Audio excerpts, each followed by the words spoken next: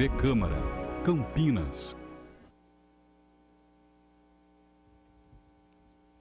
Bom, boa noite a todos, a todas, a todos os telespectadores também da TV Câmara. Nós estamos ao vivo para toda a rede aqui da região de Campinas e região. É com muita satisfação que eu, como presidente da Comissão de Educação e Esporte, que a casa aqui legislativa de Campinas recebe hoje a Semana Nacional de Orientação de Pais. Uma semana que tem acontecido diversos eventos pelo Brasil afora, com muita capilaridade, com diversas palestras, e hoje nós teremos aqui na Câmara de Campinas a palestra Não Educar Pode Gerar Traumas, com a psicóloga Priscila Ribeiro Manzoli. Psicóloga, mãe de 3 filhos, trabalha há 13 anos como psicóloga clínica e tem mestrado em psicologia pela USP. Atualmente atende no Instituto de Terapia por Contingências de Reforçamento, o ITCR de Campinas. Então é uma satisfação receber você, Priscila, aqui nessa casa. A Comissão de Educação aqui da Câmara tem um papel de discutir todos os projetos de leis que envolvam o tema da educação, do esporte, de fiscalizar também o Poder Executivo em relação às políticas públicas desses temas e também de recepcionar debates públicos que sejam relevantes e importantes para a educação no nosso município. E a gente tem certeza que esse é um debate super importante que a Casa recebe hoje a partir da iniciativa da psicóloga Priscila. Então, sem mais palavras, passo já a palavra para a Priscila fazer aqui a sua palestra. Muito obrigado. Uma boa noite a todos.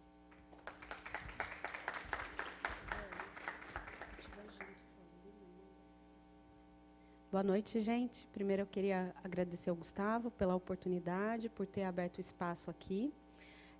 Agradecer vocês também, que estão aqui numa sexta-noite, com esse trânsito danado que a gente tem na cidade. Algumas pessoas ainda não conseguiram chegar. Dizer que eu estou muito feliz, né, que eu acho que tem pessoas que compartilham do mesmo interesse que o meu, porque estão aqui hoje, estão aqui dispostas a ouvir o que eu tenho a dizer. E primeiro eu queria explicar um pouco o contexto desse evento, né? Desde o começo desse ano, eu participo de um grupo de psicólogos do Brasil inteiro, que é coordenado pela Ana Paranzini, que é uma psicóloga de Londrina, que vem estudando e vem tentando disseminar conhecimento sobre a psicologia, né, a ciência psicológica. E a gente vem discutindo a questão da orientação de pais, a criação de crianças, tudo isso baseado na ciência.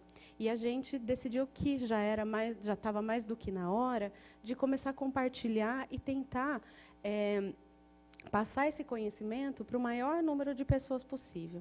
Então, aí foi a partir disso que apareceu a ideia, né, que foi criada a ideia da Semana Nacional de Orientação de Pais. Então, essa mesma palestra, ela está sendo ministrada desde o sábado, dia 23, e aí a gente termina o evento amanhã, em mais de 30 cidades aqui do Brasil. Então, a gente fez até um mapa para ver que a gente conseguiu que esse evento tivesse uma dimensão um pouco maior do que uma dimensão local, para tentar sensibilizar o maior número possível de pessoas, né?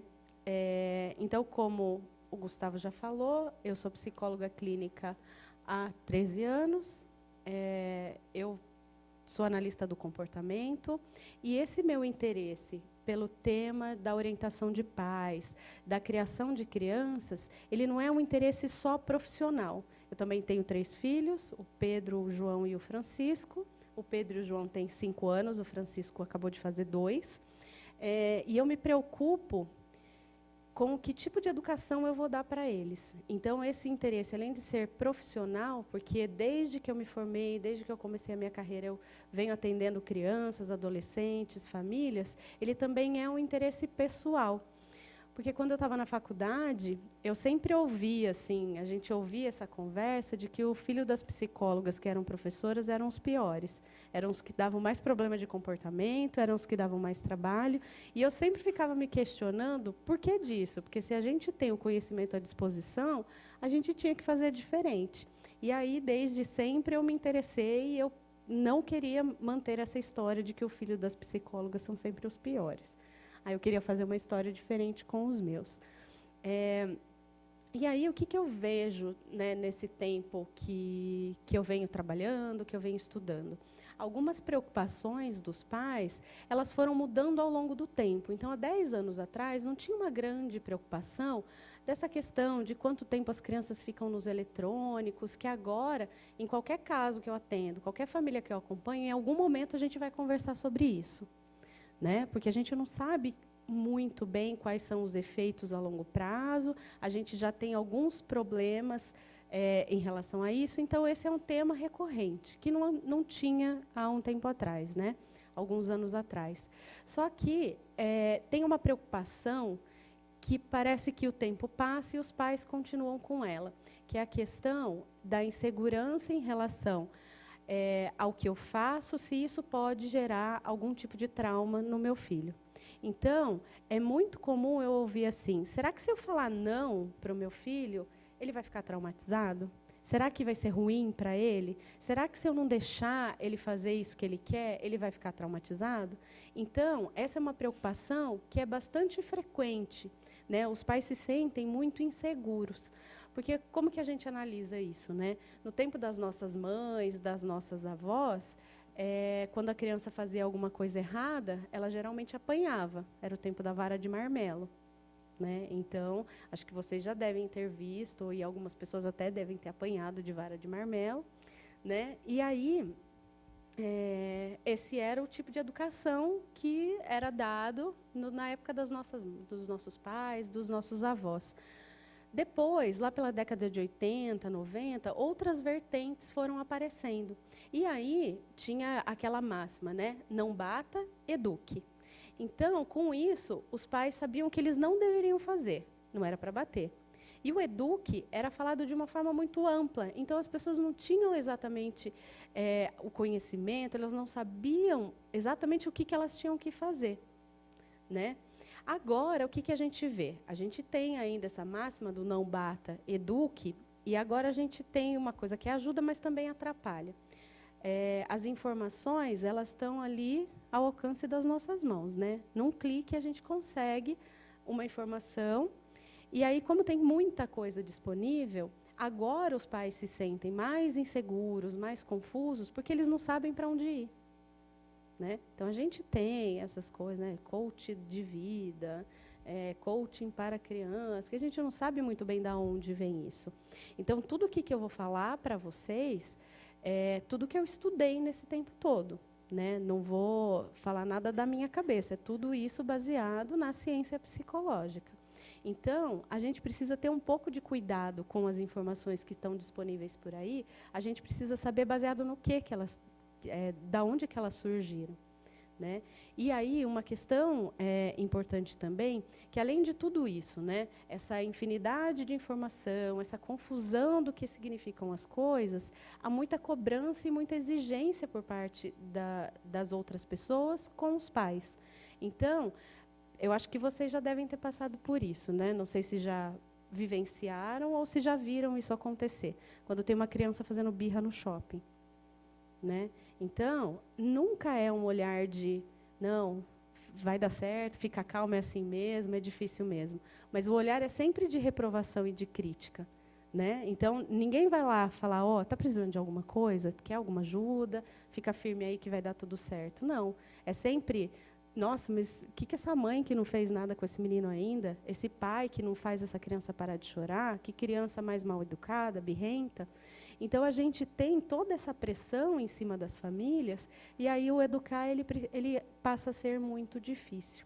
E aí essa questão do traumatizar, ela ainda é muito presente, porque os pais não sabem ao certo qual que vai ser o impacto das ações que eles têm na vida dessa criança. E a gente sabe que o estilo que a gente educa, como a gente conduz esse conhecimento, assim, essa situação de educar uma criança, é que vai determinar, né, uma variável importante que vai determinar se o meu filho vai ser saudável ou não emocionalmente, não só na infância, mas também no futuro. Né? Então, por isso que eu acho que esse tema ele é bastante importante a gente começar a refletir, pensar e tentar tomar outros caminhos que não aqueles que não são os que vão fazer com que a gente tenha uma criança que seja mais saudável emocionalmente. Né? Então, para eu começar a explicar para vocês o que eu quero dizer com não educar pode gerar traumas, eu queria primeiro unificar, que todo mundo entenda o que eu quero dizer com trauma. Então, porque trauma é uma palavra que é usada muito no senso comum. Né? Então, o que a gente vai pensar? Que trauma, se a gente for pensar na medicina, é uma situação incontrolável e inesperada que provoca, que pode ser mais violenta ou menos violenta, mas que provoca uma lesão ou um dano. Então, eu posso estar andando aqui e não ver que o piso está molhado e escorregar. Então, eu não tenho controle nenhum sobre isso, né? Sobre acontecer. O que eu faço, talvez algumas coisas que eu faço não vão evitar que isso aconteça e eu posso torcer o pé, né? E me machucar. Então, o trauma é alguma coisa incontrolável. E aí, quando a gente pensa na questão psicológica, emocional, a gente vai caracterizar o trauma como uma exposição a eventos estressores que vão produzir, essa exposição vai produzir um desequilíbrio no indivíduo. Então, o indivíduo ele fica meio fora do prumo. E aí a gente tem dois panoramas. Né?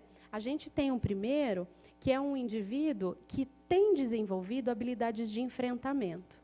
Então, esse indivíduo ele tem um conjunto de habilidades, um repertório, que ele consegue lidar com essa situação estressora e incontrolável. E aí, quando eu tenho essa condição, a pessoa se recupera. Então, aquela situação estressora, ela não gerou um trauma. Aí eu tenho um outro panorama, que é o indivíduo sem habilidades de enfrentamento. Então, é uma pessoa despreparada para lidar com esses eventos estressores. E aí, isso pode produzir um conjunto de problemas físicos, emocionais e sociais. Então, a situação que acontece com a pessoa, ela supera as habilidades que ela tem para lidar com aquilo. Então, a gente pode dizer que a pessoa ficou traumatizada. Uma mesma situação, ela pode gerar um trauma numa pessoa, mas não em outra. Então, por exemplo, uma pessoa que está de férias num hotel, né, uma vez eu participei de uma aula e a gente estava discutindo algumas questões, e a pessoa que estava dando a aula deu esse exemplo. A pessoa estava num hotel de férias, foi descer o elevador, entrou no elevador, o elevador despencou alguns andares. Aí o elevador despencou, ela foi socorrida, viu que estava tudo bem, só tinha algumas escoriações, e ela decidiu continuar o passeio. Né? Estava tudo bem, continuou o passeio. Quando a pessoa voltou, o elevador estava em manutenção, ela chegou para os técnicos e falou assim: poxa, vocês vão me fazer subir de escada? Vocês não consertaram o elevador ainda? Então, para essa pessoa, e a pessoa continuou andando de elevador o resto da vida. Para essa pessoa, esse evento estressante não foi traumático, porque muito provavelmente ela tinha desenvolvido as habilidades de enfrentamento. Diferente de alguma outra que, se passasse por essa situação, não entraria no elevador nunca mais. Né? Então, para a gente dizer que uma situação é traumática ou não, a gente precisa avaliar muito o repertório de enfrentamento daquele indivíduo. Né? Alguns fatores... E aí, o que vai acontecer? Né? A gente tem os efeitos de um trauma. Então, aí eu tenho sofrimento, dificuldades com sono, medo, ansiedade, alteração da concentração, pensamentos recorrentes, desinteresse, isolamento e problemas com alimentação. Esses efeitos, eles vão aparecer também naquelas pessoas que têm um repertório de enfrentamento bem desenvolvido. Então, nos dias depois do evento estressor, a pessoa pode ficar com dificuldade para dormir, não come direito, parece que fica meio aérea, mas, com o passar do tempo, ela supera e esses efeitos não aparecem mais no comportamento dela, na vida dela. Quando eu tenho um indivíduo sem essas habilidades de enfrentamento, esses efeitos eles perduram e começam a afetar de uma forma bastante importante o funcionamento da pessoa na vida. Então, se a gente for pensar, né, em pessoas que sofreram um acidente de carro e nunca mais dirigiram, aí a pessoa fica com uma mobilidade um pouco mais reduzida, porque ela já não consegue sair sozinha e tudo mais. E aí esses efeitos vão perdurando, né? E o que pode gerar um trauma? Sequestros, acidentes, uma doença grave, desastres naturais, violência física e psicológica, um ambiente instável e a negligência. Uma questão comum em todos esses fatores que podem gerar um trauma é que eles são eventos incontroláveis, né? Não importa o que a gente faça, esses eventos eles podem acontecer, né? É claro que eu posso me precaver para não ser sequestrada, mas, eventualmente, isso pode acontecer e aí eu não vou ter controle nenhum. Hoje eu vou falar aqui de 4 fatores principais, que vai ser a violência física, a psicológica, o ambiente instável e a negligência. Por que esses fatores são importantes quando a gente está falando de criação de crianças? Porque eles ocorrem dentro da família, eles podem ocorrer dentro da família, e a criança, quanto pequena principalmente, ela não tem controle nenhum sobre essa situação, né? Então, a não ser que ela fuja do pai que vai bater ou da mãe que vai bater, uma hora ela vai ter que voltar e ela vai apanhar. Então, aí ela não consegue mudar essa situação. O comportamento dela não é forte o suficiente para superar e para resolver esse tipo de situação. Tá? Bom, tem algumas coisas que podem agravar um trauma. Então, uma criança ela é exposta a uma situação estressante, e aí, quando acontecem algumas coisas, isso pode ser ainda pior.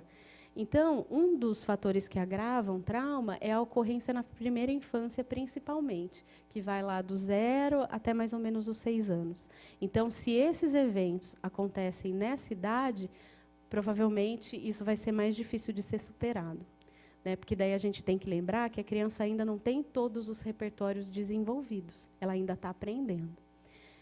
A ligação com os pais também é um fator de extrema relevância para que um trauma, para se gerar um trauma, né? Porque o que acontece? A criança ela nasce para aprender a amar e para ser amada. E aí, aquelas pessoas que teoricamente deveriam fazer isso são aquelas que ou violentam, ou negligenciam, ou criam um ambiente instável. Então, a ligação com os pais é um fator importante para se agravar um trauma. A incontrolabilidade, então, nada do que eu faço é suficiente para mudar a situação, e o meu comportamento não afeta em nada aquela situação ruim que acontece comigo, né? E a situação estressora repetitiva. Então, não é porque eu dei um grito hoje com meu filho que ele vai ficar traumatizado. Não, a situação ela precisa ser repetitiva e continuar acontecendo, né? É uma perpetuação daquele problema. Bom, eu vou falar um pouquinho agora da violência física, né? A violência física, ela é amplamente utilizada. Então, a gente tem muita discussão, né? Você não bate na sua chefe se ela fala de um jeito meio mal educado com você, você não bate no seu vizinho, quando, né? Teoricamente, não, né? Não é comum que você bata no seu vizinho se ele vem te incomodar, né? Mas, assim, não é aceitável que você bata no seu vizinho se ele vier te incomodar. Agora, se é o seu filho que está te incomodando, ok você bater nele. Né? E a gente precisa mudar essa percepção. Por quê? Porque quando a gente bate numa criança, quando a gente usa de violência física, a gente pune o comportamento indesejado, aquele que a gente não quer que ela emita, mas a gente não ensina o que ela precisa fazer. Então, se a criança está lá pulando no sofá, eu vou lá dar uns tapas nela, ela aprendeu que ela não pode pular no sofá, mas ela não sabe o que ela vai fazer no lugar, né? Eu não ensino o comportamento esperado. A violência física também fornece um modelo ruim de resolução de problema. E aí, a violência, agredir, é aceitável.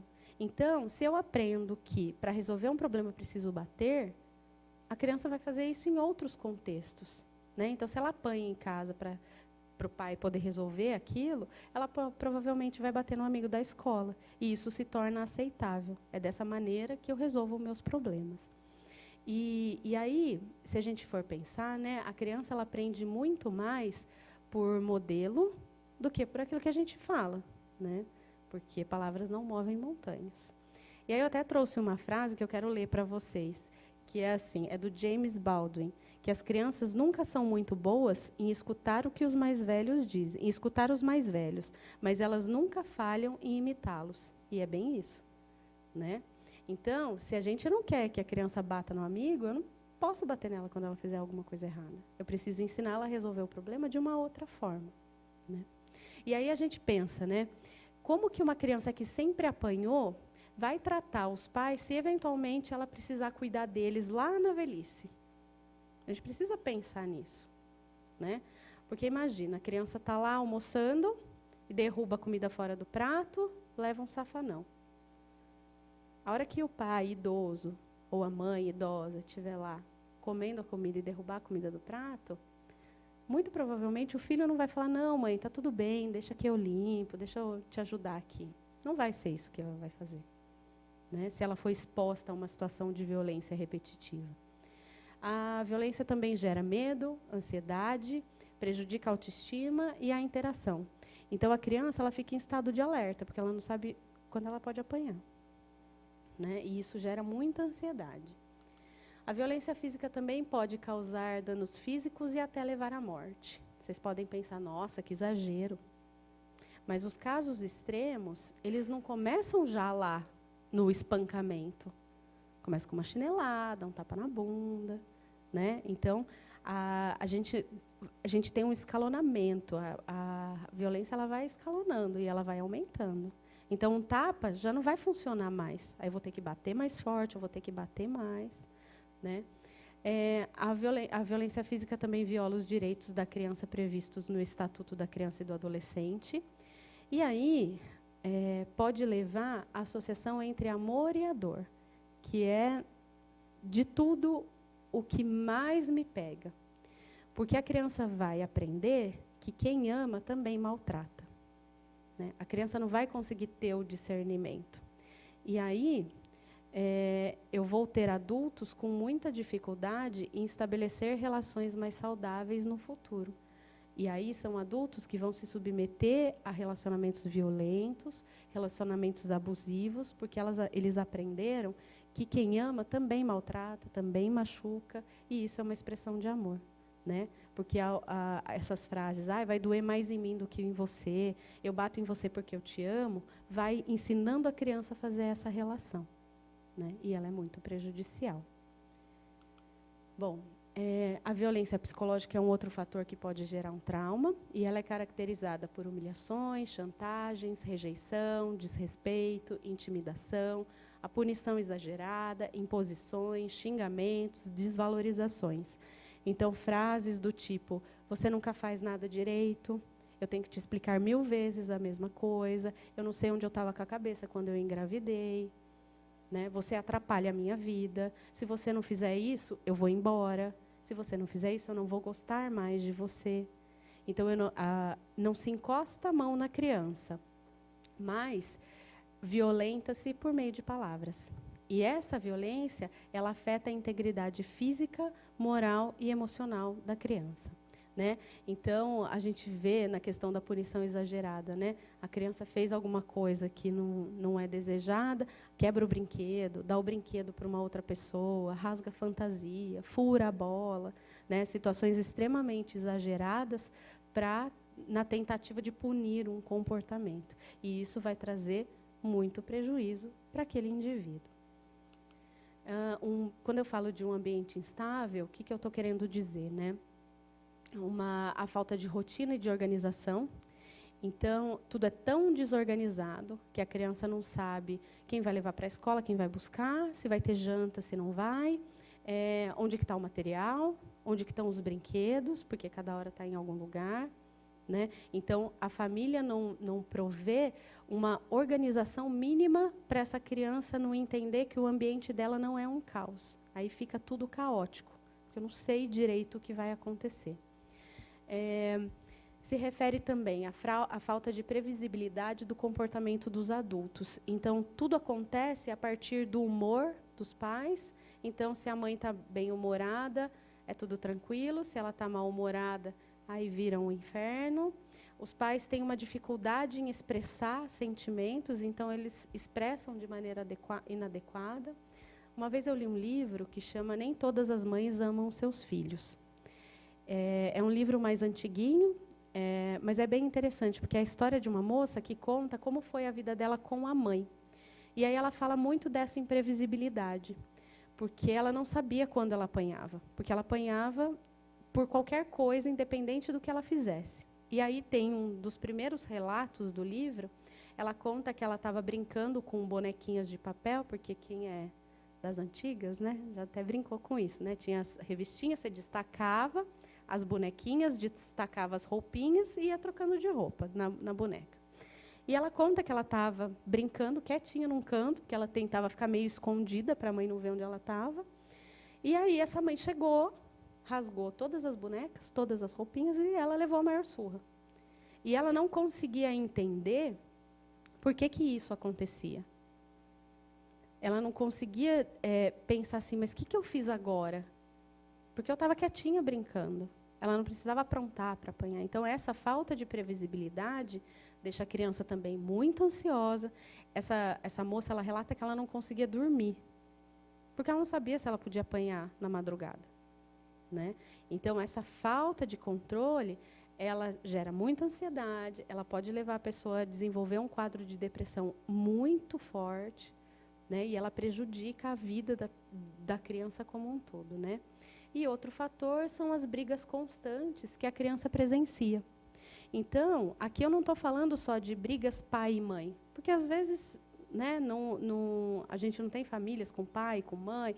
Então, assim, são brigas constantes entre as pessoas que cuidam daquela criança, né? Então, pode ser a mãe com a avó, o pai com o avô, o pai com a avó. Então, assim, pessoas que são significativas que ficam brigando o tempo todo. É bastante comum ouvir das crianças, quando os pais se separam, né, uma das perguntas é: que foi que eu fiz? Porque ela relaciona que a separação foi por conta dela, de alguma coisa que ela fez, né? Então, ela vai ler o ambiente de uma forma, às vezes até equivocada, mas é o jeito que ela consegue perceber como as coisas acontecem.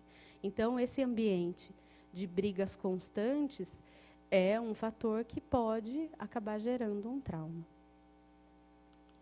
E aí a gente tem a negligência, né? Então, a negligência se refere a permitir que o filho faça tudo o que ele quiser. Então, é aquele reizinho da casa, que a última palavra é dele, todas as ordens são dele, né, ou dela. E aí isso acontece por quê? Porque, às vezes, os pais se sentem bastante culpados por trabalhar demais. Então, eu deixo ele fazer o que ele quiser, porque eu não quero criar conflito, porque eu já fico tanto tempo fora, eu não vou brigar. Alguns pais também não têm interesse nem paciência para educar. Então, faz aí, não estou nem aí. É mais fácil, né? Às vezes, os pais se comportam dessa maneira porque eles não sabem como fazer diferente. E, em outros momentos, isso já vai acontecendo há tanto tempo que a criança se torna tão insistente que os pais desistem e acabam cedendo. Então, bom, deixa, faça como quiser, né? Porque aí eles já não dão mais conta de lidar com aquela criança insistente. A negligência também é agir de maneira indiferente às atitudes da criança. Então, não importa o que a criança faça, eu lido da mesma maneira.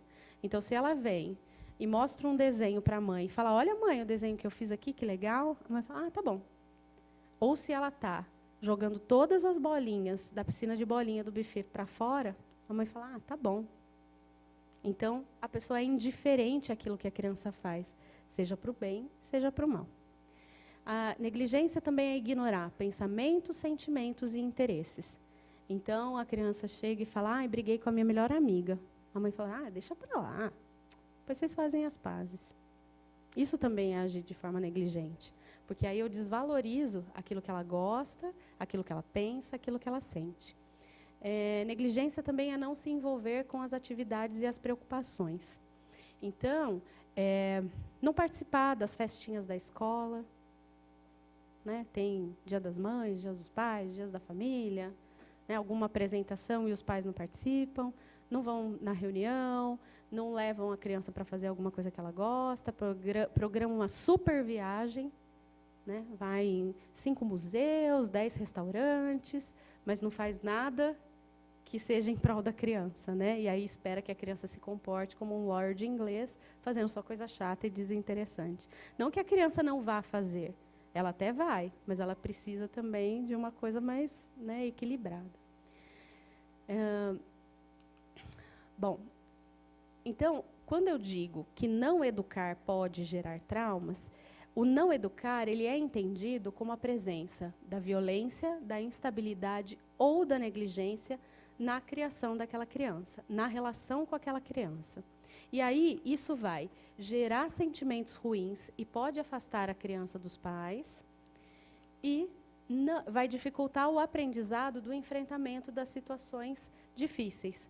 Se eu tenho um pai pouco responsivo e a criança vem contar que ela brigou com um amigo na escola, esse pai não vai dar suporte para que ela resolva o problema, né? Então, essa criança ela vai ficar sozinha, desamparada, sem ninguém para direcionar, para dar suporte, para que ela resolva as dificuldades, para que ela enfrente os desafios, né? E aí, essa criança em sofrimento, sem suporte e sem desenvolver as habilidades de enfrentamento, ela vai ficar mais vulnerável a riscos, a problemas sociais e aos demais estressores. Então, aí, que o educar não pode, que o educar ou não educar pode gerar traumas. Então, se a gente não investe na educação das crianças, eles vão ter mais probabilidade de serem traumatizados, vamos dizer assim, de não conseguir, na verdade, enfrentar as situações da vida. Bom, agora que eu já falei toda essa parte do que a gente não deve fazer, eu acho que isso ficou claro, né? Eu já falei, não vamos criar um ambiente violento, nem instável, nem negligente. Eu preciso falar o que nós vamos fazer, senão eu vou ficar lá igual não bate eduque, né? Então, agora, a gente vai falar sobre o que é educar, né? Então, educar é agir com propósito. Propósito é o objetivo. Então, que objetivo eu tenho? Que indivíduo que eu quero formar lá no futuro? Né? Quais os valores que eu quero passar? Quais são as minhas responsabilidades ao educar uma criança? Então, se eu tenho um objetivo muito claro, um propósito, eu vou saber o que fazer. Ou, pelo menos, eu vou saber o que fazer para procurar chegar nesse objetivo.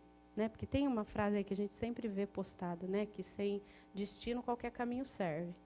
Então, se a gente não pensa na educação, se a gente não pensa naquilo que a gente quer para a criança, qualquer coisa serve.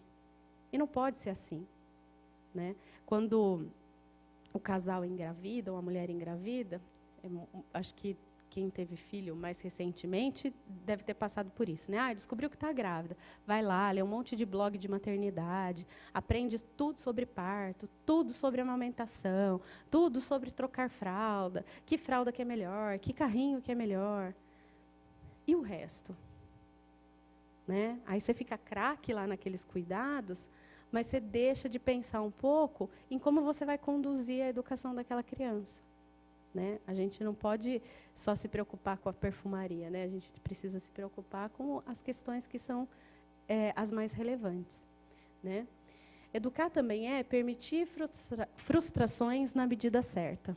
Então, no ambiente familiar, onde a criança vai ter suporte, onde ela vai ter afeto, onde ela vai ter cuidado, é o melhor lugar para ela se frustrar, não é lá na vida. Né? Então, os pais, eles podem criar um ambiente em que as frustrações vão acontecendo, e aí, nesses momentos, eles vão ajudar a criança a lidar com isso. Se eu não sei como fazer, eu posso procurar ajuda. Posso participar de um grupo de orientação de pais, eu posso procurar um profissional que possa me direcionar. Eu atendo algumas famílias que eu não conheço nem as crianças. né? Porque os pais vieram em busca de conhecimento do que eles podem fazer para resolver esses problemas, né? Educar também é preparar para a autonomia e para a independência. Eu já tive casos de crianças que não sabiam fazer a própria higiene com 10 anos de idade. E aí, quando eu não dou condição para que essa criança desenvolva autonomia, ela se torna minha refém. Porque pensa, essa criança não podia ir no banheiro sem a mãe. Eu não tinha quem ajudasse ela a fazer higiene. Né? Então, a criança ela fica refém do adulto quando ela é dependente. E a gente precisa pensar, que função que tem isso? Por que eu quero uma criança tão dependente? Né? Educar também é colocar limites, que eu acho que é a parte mais difícil e que a gente poderia ter uma palestra só sobre isso. Né? E educar também é expressar amor com ações. Porque beijar é importante, abraçar, falar que ama. Mas como que a minha criança se sente amada? Que coisas que eu faço que mostram para ela que ela é importante, que eu me importo com ela? Então, por exemplo, se eu vou num restaurante e no final lá eles dão um chocolatinho, eu posso chegar em casa e dizer, olha, eu fui almoçar hoje e eles me deram esse chocolate. Eu sei que você adora chocolate, eu vim comer com você. O mais importante não é comer o chocolate, mas é ver a satisfação na cara da criança, do tipo, poxa, minha mãe lembrou de mim, meu pai lembrou de mim, eu nem estava lá com ele. E ele veio dividir o chocolate comigo. Né? Agora que eu já falei tudo isso, nós vamos fazer um exercício. Porque a primeira coisa que a gente precisa fazer para mudar algumas ações é pensar sobre elas. Então, nós vamos fazer o seguinte, nós vamos fazer uma pequena reflexão, rapidinho. Eu queria que vocês pensassem em quais habilidades são importantes para o futuro do filho de vocês. Né? Talvez nem todo mundo aqui tenha filho, mas se um dia for ter, que habilidades vocês consideram importantes? Então, eu vou dar alguns minutinhos para vocês pensarem, e aí eu queria que vocês compartilhassem com o colega do lado. Então, quem está mais para trás, pode vir um pouquinho mais para frente, para dividir um pouquinho essa reflexão. Né? Então, eu queria que vocês conversassem um pouquinho, e a gente já retorna.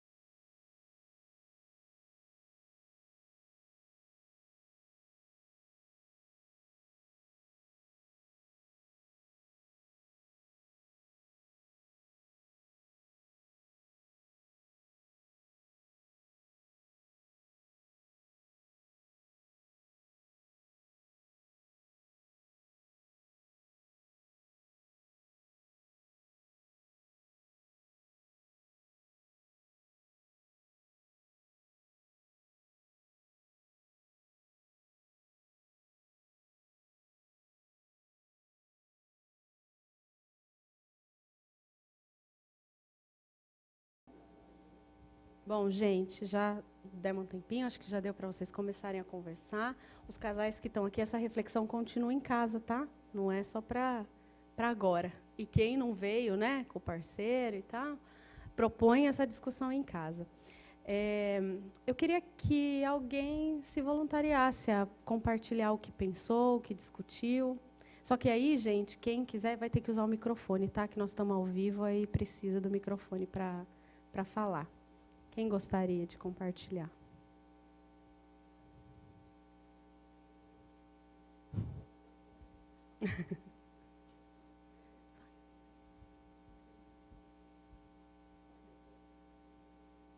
Pode. Não, tá ligado.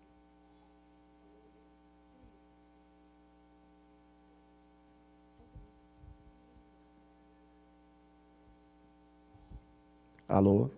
Bom, gente, meu nome é Luiz, eu sou o marido da Priscila, mas a gente não combinou isso, tá? Na verdade, é uma reflexão que a gente faz sempre, assim, embora a gente não converse toda hora sobre isso, mas acho que antes dos nossos filhos nascerem e agora também, a gente sempre pensa muito em sucesso profissional. Acho que é a primeira coisa, assim, que eles sejam bem encaminhados na vida e se formem e tenham uma boa profissão e tal. Mas, ouvindo um pouco do que a Priscila falou aqui, uma coisa que a gente pensa em casa também, talvez seja mais importante que eles sejam pessoas boas, com bons valores, que aí essa parte profissional de sucesso vai ser uma consequência disso. Então, acho que é mais importante criar boas pessoas do que pensar em sucesso, em uma boa vida financeira e tal, porque isso acaba vindo como reflexo. Eu acho que é mais ou menos isso. Tá aprendendo. Eu acho que é um pouco isso, né? O que a gente quer lá para eles no futuro? Eu quero que sejam pessoas persistentes, esforçadas, que tenham uma boa autoconfiança, uma boa autoestima, que sejam gentis, né? Então, que habilidades que são importantes. E aí nós vamos continuar a nossa reflexão. Essa vai ser mais curtinha por conta do tempo, tá, gente? Então, a gente pensando nisso, né, nessas habilidades que são importantes, como é que a gente pode aproveitar algumas situações do dia a dia para desenvolver essas habilidades, para ensinar, para permitir que eles desenvolvam? Então, por exemplo, se eu quero que o meu filho tenha tolerância à frustração, que é uma das habilidades mais importantes hoje em dia, né, que é a mais difícil de aprender, que situação do dia a dia que eu posso usar com uma criança para que ela aprenda isso, né, para eu poder ensinar? Então, uma situação que acontece todos os dias nas casas, né, é a situação da brincadeira. Então, eu vou jogar um jogo da memória, eu não posso deixar minha criança ganhar todas as vezes, né? Então, tem hora que ela ganha, tem hora que ela perde, aí ela emburra, não quer mais jogar, joga tudo para lá, e aí é uma oportunidade da gente ensinar como é que ela vai lidar com esse sentimento, né? Então, aí nós vamos fazer mais uma reflexão de 2 minutinhos aí, para vocês pensarem em que tipo de situação. E aí agora eu quero um voluntário diferente, tá, gente? Por favor, porque aí senão fica muito em casa, né? Eu queria ouvir alguém, eu queria mais algum voluntário para falar um pouquinho o que pensou sobre isso.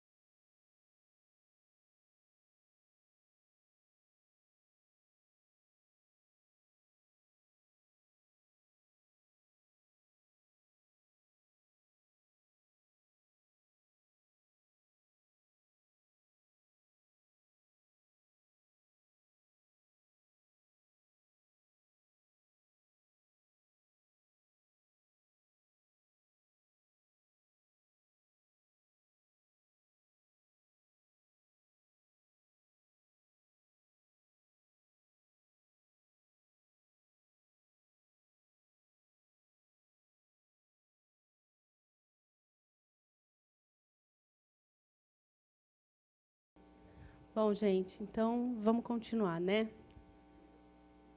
Quem quer ser voluntário? Ah, temos uma voluntária ali.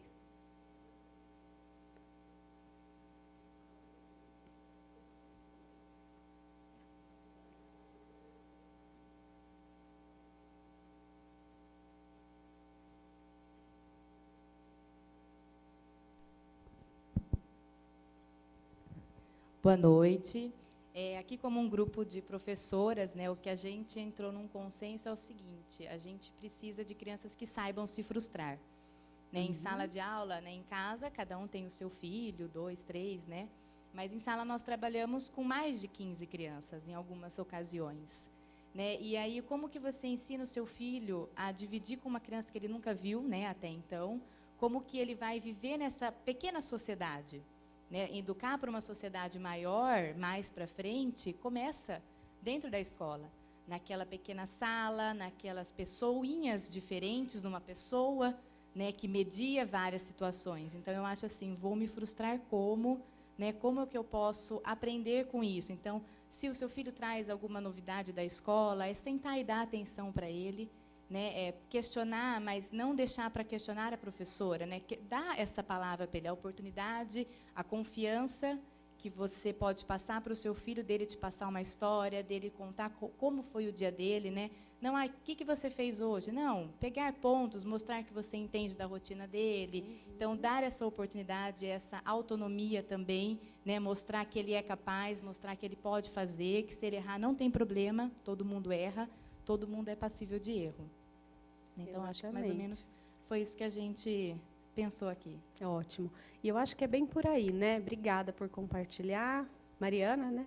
O Luiz, obrigada. E eu acho que a gente precisa pensar nessas questões, né? Então, o que eu quero e como que eu posso ensinar a minha criança a desenvolver essas habilidades que são importantes, né?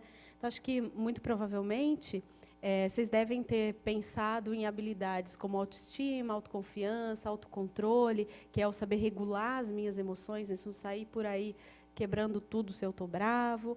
A expressividade emocional, que é o que ensinar a criança a falar sobre o que ela sente. A persistência, empatia, responsabilidade, resolução de problemas, tolerância à frustração, estratégias de enfrentamento. Né? Essas aqui são algumas habilidades que são importantes que a criança desenvolva. Né? Todas elas precisam ser aprendidas. A gente não nasce de fábrica, né? Não vem de fábrica, então a gente precisa aprender. E todas elas vão estar relacionadas com o educar com propósito. Então, se a gente sabe onde a gente quer chegar, a gente vai buscar os caminhos, tá? Agora, falando um pouquinho sobre a tolerância à frustração, né? É importante que a gente prepare a criança para o que ela terá que enfrentar. Eu não sei o que ela vai encontrar lá na frente. Não sei, não dá para eu saber. Só que eu posso ajudá-la a desenvolver aquilo que ela precisa, para que, quando essas situações difíceis aconteçam, ela saiba o que fazer. Né? Então, se a criança vem e fala: briguei com o meu melhor amigo. Então, me conta o que aconteceu, me explica direitinho e eu vou tentar te ajudar para ver o que a gente pode fazer. Eu não vou lá na escola e resolvo com o pai do amigo ou mesmo lá com a criança.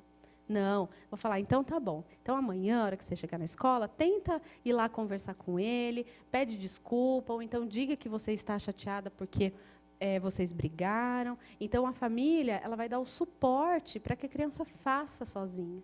Né? Então, a gente não vai carregar a criança no colo. Né? A gente vai andar de mão dada. Porque se eu sempre carrego, a hora que ela tiver que andar sozinha, ela pode tropeçar, cair e se machucar. Então, se eu ando de mão dada, ela vai aprender a caminhar sozinha, e aí eu posso soltar a mão e eu vou ter garantido que ela vai conseguir chegar onde ela precisa chegar. Né? Fazer tudo por ela, pela criança, né? Ou poupá-la das dificuldades que ela poderá enfrentar, é privá-la da chance de aprender a lidar com as situações.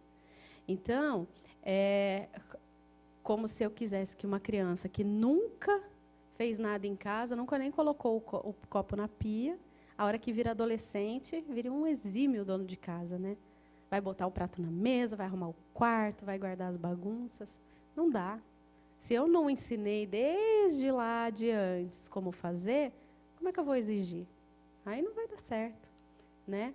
Então, é necessário aprender a lidar com a frustração e também é necessário permitir e preparar para a autonomia. Então, se eu quero que o meu filho adolescente, lá, quando ele tiver, sei lá, o Pedro e João, com 13 anos, que eles joguem a roupa suja no cesto de roupa, que eles levem o prato na pia, eu já tenho que começar, já tinha que ter começado a ensinar, né? A roupa suja eles já sabem. Então, assim, a gente precisa criar condições para que isso aconteça. Então, como é que eu ensino a colocar a roupa suja no cesto? Vai tomar banho, tirou a roupa, já, ó, é ali que põe. Eles vão aprender, eles são espertos, né? Só se aprende a lidar com a frustração sendo frustrado. Então, permitir que a criança passe por isso num ambiente de apoio, de afeto, sendo encorajado a enfrentar e não poupado de tudo. Não, você vai lá falar com seu amigo, vai sim. Vamos ver, eu estou aqui, vai lá, fala com ele, se não der certo, você volta aqui, a gente tenta outra coisa. Sendo respeitado e tendo o sentimento acolhido, mas o comportamento limitado. Em casa, a hora de dormir ela é sempre controversa, né? A hora que eu falo, vamos desligar a TV e vamos para a cama, geralmente é o Pedro que fala, não quero ir. Agora, o que eu já aprendi? Eu respiro fundo, falo, eu sei que você não quer ir, e vou para o quarto. Agora demora menos para ele ir. Antes chorava, gritava, agora ele já entendeu que não vai dar. Ele vai ter que dormir, porque no outro dia tem escola, tem coisa para fazer, e uma criança não vai ficar acordada até tarde da noite, né? Então, a gente precisa ensinar as crianças a lidar com isso. Eu quero, mas eu não posso ter, e aí eu preciso aprender a lidar. Meu pai, ele vai saber disso, né? Ele sempre falava para a gente, nem tudo que você quer, você pode. Meu pai está ali me vendo. Ele sempre dizia, essa frase é muito marcada para mim, porque ele sempre dizia isso. E é um jeito de se aprender a lidar com a frustração. Nem tudo que você quer, você pode. E você não vai ter, e você vai ter que lidar com isso de alguma maneira, né? Eu ficava frustradíssima quando eu ouvia isso, mas agora eu sei o quanto essa frase é importante, né? E aí, permitir que uma criança se frustre vai gerar choro, vai ter birra, vai ter incômodo, mas que eles vão sendo rapidamente superados junto com o fortalecimento do indivíduo para o enfrentamento de situações que, no futuro, serão muito mais frustrantes. Então, se a criança perde no jogo com isso e ela aprende a lidar, a hora que ela for fazer uma entrevista, for jovem, adulto, for lá fazer uma entrevista de emprego e não ficar com a vaga, ela não vai se jogar da primeira ponte que ela encontrar. Ela vai ficar chateada, vai ficar triste, vai falar, putz, queria muito essa vaga, mas não deu certo, vou tentar de novo. Né? Então, a gente está preparando agora para colher lá na frente.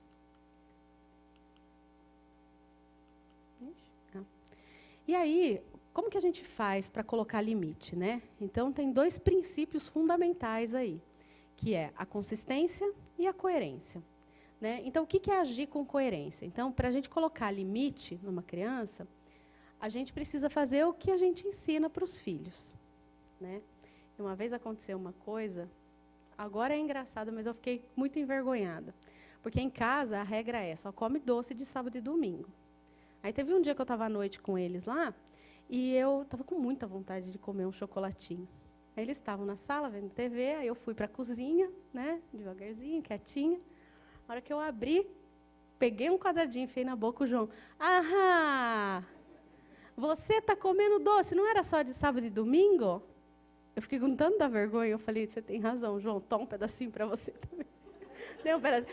Pedro, Francisco, a mamãe está comendo chocolate. Aí todo mundo comeu, porque daí eu já tinha quebrado a regra mesmo. Eu fiquei muito envergonhada, agora eu dou risada, mas assim, precisa valer para todo mundo. Se não é para comer chocolate durante a semana, é só sábado e domingo, eu também não posso comer.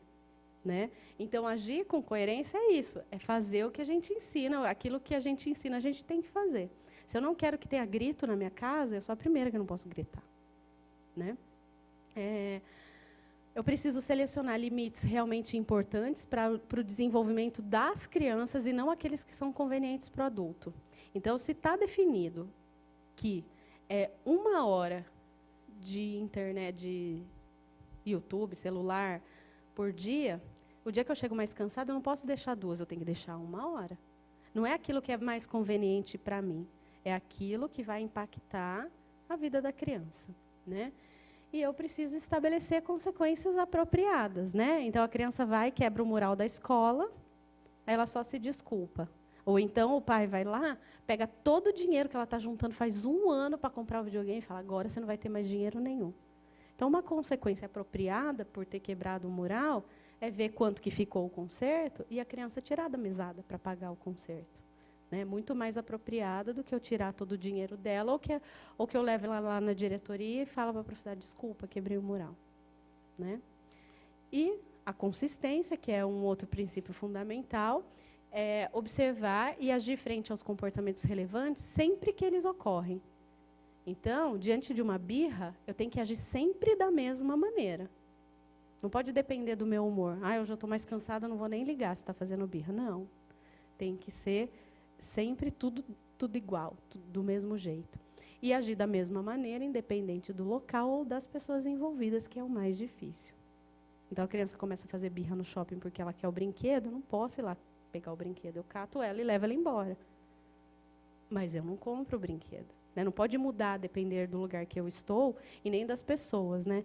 Quando os avós estão por perto, é um pouco mais difícil, né? Porque, às vezes, mas tadinho, deixa comer o chocolate antes do almoço. Aí a gente tem que se manter firme e falar, não vai comer. Né? Para expressar amor, a gente precisa participar, né? Acompanhar e se envolver nas atividades dos filhos. Então, se tem reunião na escola, eu tenho que ir. Se tem apresentação, eu tenho que assistir. Porque a criança ela não apresenta para a escola, ela apresenta para o pai e para a mãe, para o avô, para a avó que está lá. Né? Essa é a plateia da criança. Eu preciso conversar com o filho de forma genuína e exclusiva. Não, a criança está falando e eu estou lá vendo o WhatsApp. Né? Preciso realizar atividades que são do interesse do filho. Então, pode ter uma criança que ama andar de bicicleta, mas eu não gosto de ir para parque, mas eu vou porque ela gosta. Né? Então, fazer algumas coisas que são importantes para a criança. Odeio assistir desenho, mas eu sento lá e assisto o desenho que a criança gosta. Né? Então, participar da vida dela de uma forma ativa. Né? A gente precisa respeitar também, acolher os sentimentos da criança e buscar compreendê-lo. Então, é olhar aquela situação da dimensão da criança. Então, se ela brigou com a melhor amiga, poxa, é uma coisa que é doída para ela. É a melhor amiga. Eu não posso falar, deixa para lá, amanhã vocês já estão de bem. Não, eu vou escutar, vou tentar entender, vou validar aquele sentimento. Eu tenho que permitir que ela faça algumas escolhas não danosas, ela não vai decidir não vai ser ela que vai decidir se ela vai para a escola ou não. Para a escola ela tem que ir. Mas ela pode decidir, se for aceitável, se ela vai de tênis ou se ela vai de crocs. Então, isso aí ela pode escolher. Né?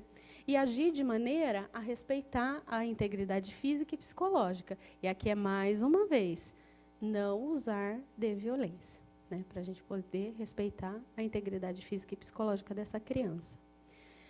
E também, né, a gente, de uma forma geral, tem uma tendência a olhar apenas para os aspectos positivos. Né? Então, recebe o boletim, tem lá um monte de nota boa, mas em ciências tirou 6. Putz, tirou 6 em ciências?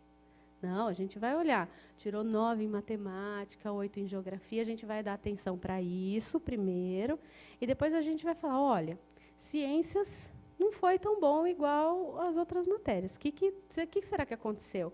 Você precisa que eu te ajude a estudar? Vamos ver o que a gente pode fazer para melhorar um pouco. E também, nota 6 não é um grande problema, né? Tirou 6, tirou. Então, é valorizar mais os acertos do que as falhas e observar e sinalizar as pequenas vitórias e evoluções. Então, uma criança que está aprendendo a se vestir, aí ela consegue vestir o short sozinha, mas não consegue ainda vestir a camiseta, colocar o sapato. A gente vai valorizar ela ter conseguido vestir os shorts. Né? Então, que bom, agora você já sabe pôr o short, que legal, está ficando grande. Né? Então, a gente precisa demonstrar que a gente se importa com as crianças. If you could have dinner with anyone, living or dead, who would you choose? Kylie Minogue. Marilyn Monroe. Oh, God, I wouldn't have a clue. I know, straight up. Paul Hogan. Kim Kardashian. No. I'd like to have dinner with Justin Bieber. What? He's not coming to my house. I'd have Bob Hawke. Dave Hughes. Barry Humphries. Jimi Hendrix. People who have made a difference in the world, maybe Nelson Mandela at the dinner table.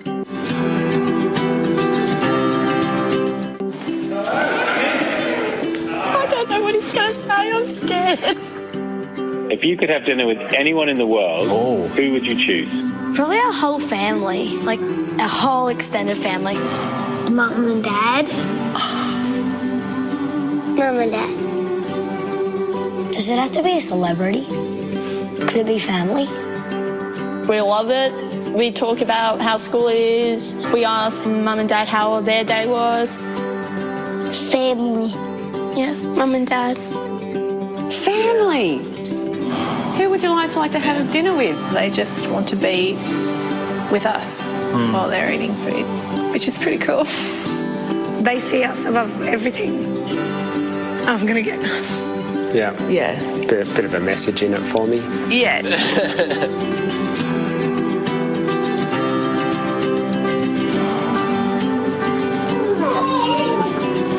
What are we having for dinner?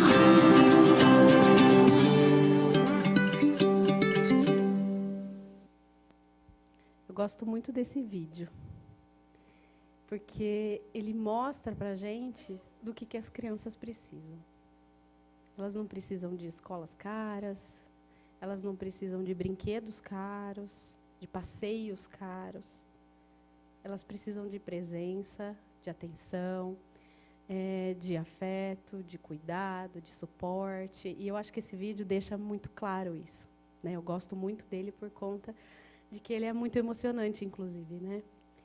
E aí, quando a gente coloca limite e permite frustração, quando isso está associado a um perfil parental amoroso, isso não vai gerar trauma. Pelo contrário, vai prevenir.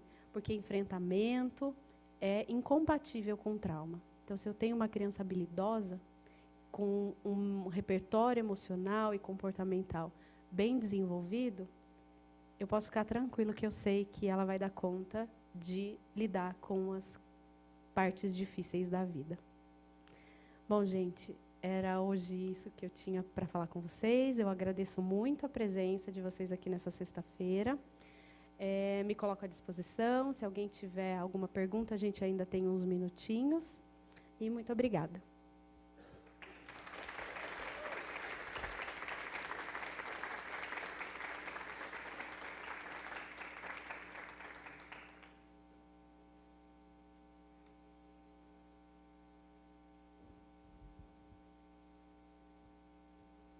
Não precisa perguntar no microfone, tá? A gente pode vir aqui, aí a gente vai conversando, tá bom? Obrigada aqui o pessoal do cerimonial da Câmara por ter ajudado nessa parte da imagem, do som, dos microfones. E boa noite para todo mundo. Obrigada.